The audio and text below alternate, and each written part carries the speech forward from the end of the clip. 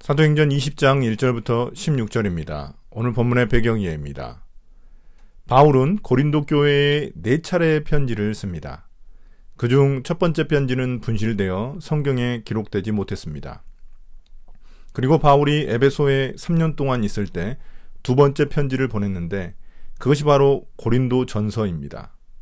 고린도 교회 안에 심각한 근친상 간의 죄를 비롯한 논쟁과 분쟁들이 많이 일어나 그에 대한 해결책을 위해 고린도 전서를 써서 디모데 편으로 보냈습니다.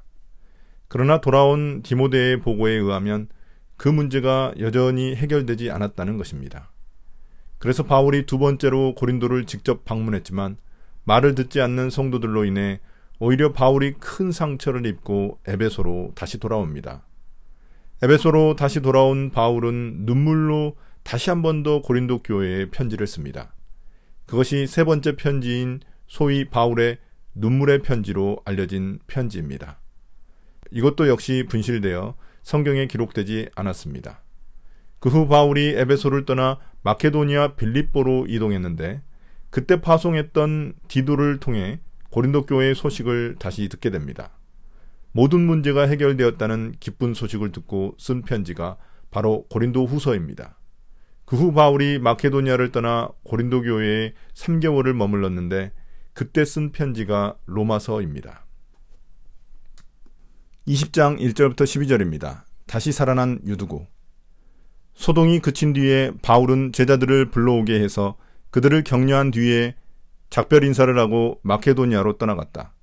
바울은 그곳의 여러 지방을 거쳐가면서 여러 가지 말로 제자들을 격려하고 그리스에 이르렀다. 거기서 그는 석 달을 지냈다. 바울은 배로 시리아로 가려고 하는데 유대 사람들이 그를 해치려는 음모를 꾸몄으므로 그는 마케도니아를 거쳐서 돌아가기로 작정하였다. 그때 그와 동행한 사람은 브로의 아들로서 베레아 사람 소바도와 데살로니가 사람 가운데서 아리스다고와 세군도와 더베 사람 가이오와 디모데 그리고 아시아 사람 두기고와 드로비모였다. 이들이 먼저 가서 드로아에서 우리를 기다리고 있었다. 우리는 무교절 뒤에 배를 타고 빌립보를 떠나 닷새만에 드로아에 이르러 그들에게로 가서 거기서 이레 동안을 지냈다. 주간의 첫날에 우리는 빵을 떼려고 모였다. 바울은 그 다음날 떠나기로 되어 있어서 신도들에게 강론을 하는데 강론이 밤이 깊도록 계속되었다. 우리가 모인 위층방에는 등불이 많이 켜져 있었다. 유두고라는 청년이 창문에 걸터 앉아 있다가 바울의 말이 오랫동안 계속되므로 졸음을 이기지 못하고 몹시 졸다가 3층에서 떨어졌다. 사람들이 일으켜보니 죽어 있었다. 바울이 내려가서 그에게 엎드려 끌어안고 말하기를 소란을 피우지 마십시오. 아직 목숨이 붙어 있습니다 하였다. 바울은 위층으로 올라가서 빵을 떼어서 먹고 나서 날이 새도록 오래 이야기하고 떠나갔다. 사람들은 그 살아난 청년을 집으로 데리고 갔다. 그래서 그들은 적지 않게 위로를 받았다. 에베소에서 일어난 소요 사태가 멈추자 바울은 제자들을 불러 위로한 후에 작별하고 에베소에서 다시 마케도니아로 떠나게 됩니다. 이때 아마도 브리스길라 아굴라 부부와 누가가 함께 했을 것입니다. 바울 일행은 마케도니아의 여러 교회들을 살피며 제자들을 격려합니다.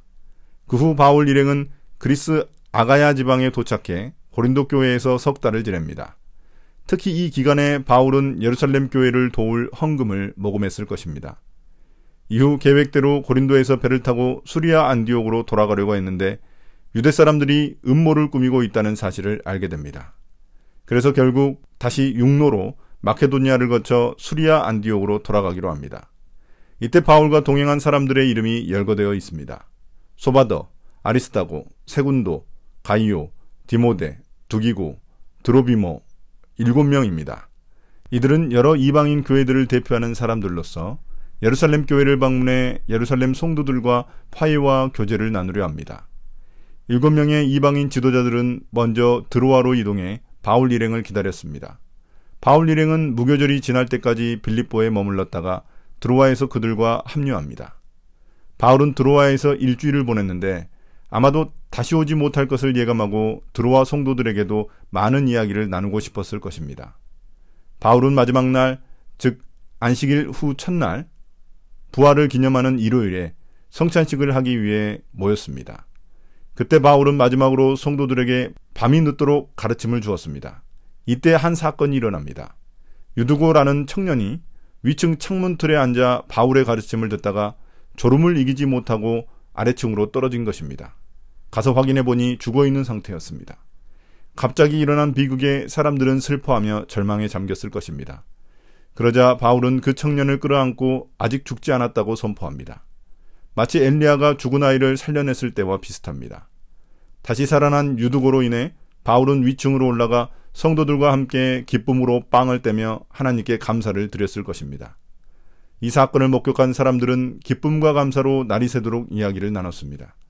사람들은 다시 살아난 유두고를 집으로 데리고 갔고 큰 위로를 받았습니다. 부활을 기념하는 주일날 죽은 유두고가 다시 살아난 사건은 바울이 밤새도록 전한 부활의 소망을 더욱 견고히 해주었을 것입니다. 20장 13절부터 16절입니다. 밀레도에 도착한 바울. 우리는 배에 먼저 가서 배를 타고 아소를 향하여 떠났다. 우리는 거기에서부터 바울을 배에 태울 작정이었다. 바울이 아소까지 걸어가고자 했기 때문에 그렇게 정한 것이었다. 우리는 아소에서 바울을 만나서 그를 배에 태우고 미둘레네로 갔다. 그리고 우리는 거기에서 떠나서 이튿날 기오 맞은편에 이르고 다음날 사모에 들렀다가 그 다음날 밀레도에 이르렀다. 이런 행로를 취한 것은 바울이 아시아에서 시간을 허비하지 않으려고 에베소에 들르지 않기로 작정하였기 때문이다. 그는 할 수 있는 대로 오순절까지는 예루살렘에 도착하려고 서둘렀던 것이다. 이제 바울은 드로아를 떠나 아소를 향합니다. 형제들은 배를 타고 가게 했으나 바울은 남쪽으로 32km 떨어진 그곳까지 혼자 걸어서 가기로 작정합니다.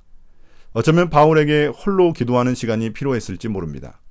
아무튼 아소에서 바울과 제외하여 그를 태우고 미둘레네로 떠납니다. 그 후 미둘레네를 거쳐 기오와 사모에 이르렀다가 다음날 밀레도에 도착합니다. 바울이 중간에 에베소를 들리지 않은 이유도 설명해 줍니다. 바울은 오순절까지는 예루살렘에 꼭 도착하고 싶어서 일부러 에베소에 들르지 않은 것입니다.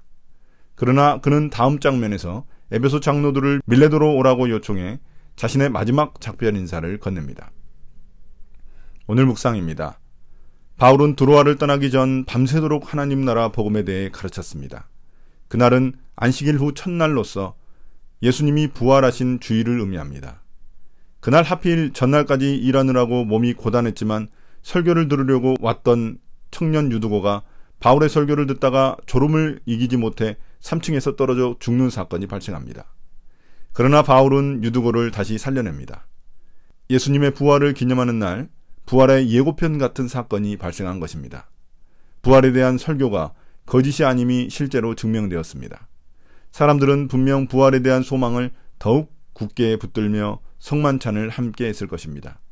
유두고 역시 자신에게 새로운 생명을 주신 하나님께 감사하며 성만찬 빵을 먹었을 것입니다.